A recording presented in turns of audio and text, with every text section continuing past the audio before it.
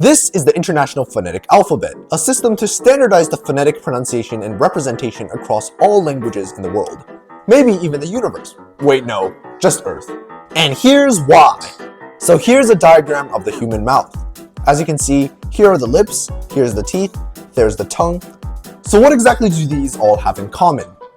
These are all the tools that we have in the human mouth that we can use to make sounds, which can be used to form words, which can be used to form sentences, which can then be used to form daily conversation and talk to all sorts of people in the world, acting as a pillar of how society functions. But what exactly does that have to do with anything? As a language fan, Teiko has been dabbling a little bit in 3 to 4 languages. Linguistics has been a subject of keen interest to me. If you're wondering what exactly is linguistics, it's the study of language, and in my opinion, the basis of it lies the IPA. So in order to explore the fundamentals of human language, I'm going to explain how linguists can categorize sounds from different languages into a standardized notation via the IPA. In the IPA, there are 2 types of sounds, consonants and vowels. For this video, we'll first talk about the former. Consonants are defined to be any sort of sound that involves some level of constriction of airflow, which means that sounds you're making are being hindered in some sort of way by certain parts of your mouth. In terms of the IPA, each consonant is classified at the very least in 3 parts: the voicing, the place of articulation, and the manner of articulation. Heading back to the diagram of the human mouth anatomy, located at the center of your larynx is your glottis, whose main purpose is to produce sound. Basically, inside your glottis you have vocal folds, which pass air from your lungs to create vibration. By the way, in regular day-to-day speech, you might call this organ your vocal cords, but in linguistics, we call it vocal folds, but they mean the same thing. Anyways, this vibration that your vocal folds produce is called voicing. There's actually a really simple way to conceptualize voicing, and it's that every consonant you produce can form a voiced and voiceless pair. For example, in English, I can give you the letter B, which is pronounced B. Now, if you try to feel your throat while you're pronouncing the B sound, you can feel your vocal cords vibrating. B, B, B. But what happens if you pronounce the same sound, but without any vibration? What sound would you get? That's right, you would get the P sound. P, P. Therefore, we can say that P and B are a pair of consonants that differ only by their voicing. In coming up with a lot of these pairs, we can see that many sounds in our daily speech can also fit into this pattern.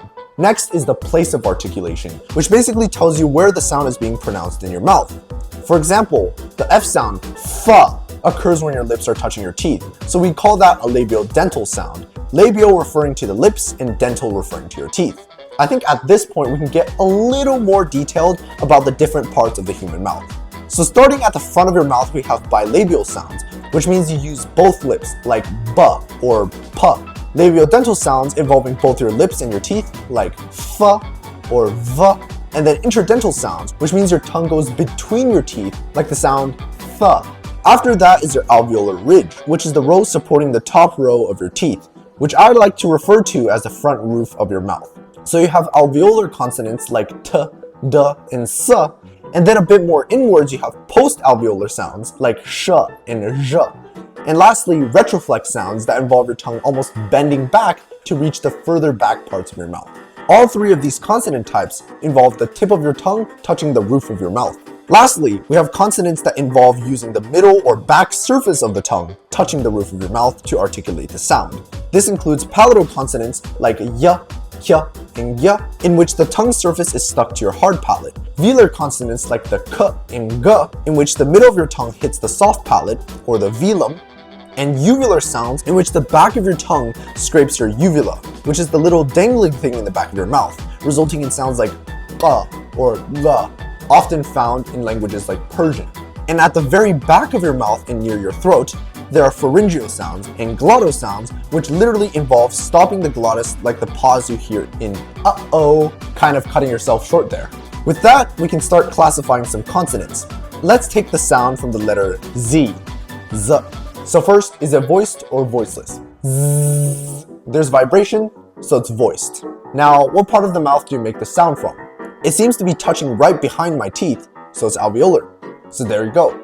You have a voiced alveolar consonant. Now the last piece of the puzzle involves how the consonant is pronounced. called the manner of articulation. Suppose you like to play basketball and you're currently right under your opponent's hoop. So you have a few choices of what to do with the ball. You can shoot it, you can pass it, or you can chuck in a random direction at full force. But the point is, no matter where you are on the court, whatever you choose to do with the ball results in a different outcome during the game. Well, making consonants is the same. No matter where you choose to articulate the sound from, be it your lips or teeth or even your alveolar ridge, what sound you make also depends on the manner in which you produce the sound. The most common manner of articulation is called a stop, or a plosive, which is pretty straightforward, literally just stopping the flow of air, such as in the consonants k, t, p, and so on. Then you have fricatives, which involve a turbulent sound made between two or more parts of the mouth. You can think of fricatives as sounds created by friction caused by airflow, like the sounds th, th, s, sh, ch, and so on.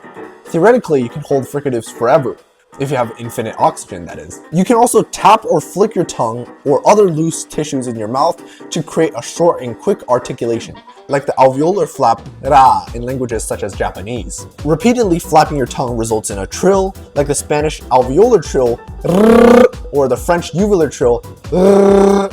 Using your nose gives you nasal consonants, such as m or n. And when two parts of your mouth almost come in contact but not entirely, like the W sound in water and the R sound in river.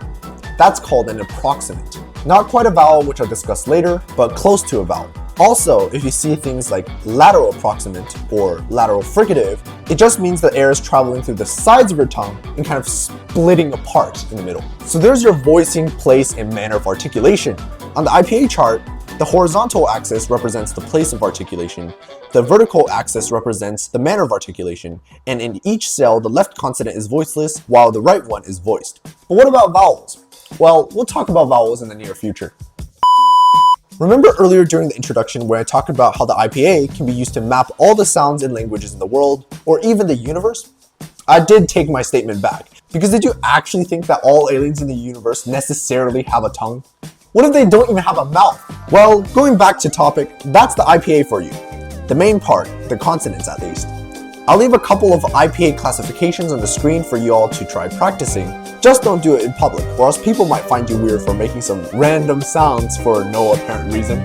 Well, see you in the next one.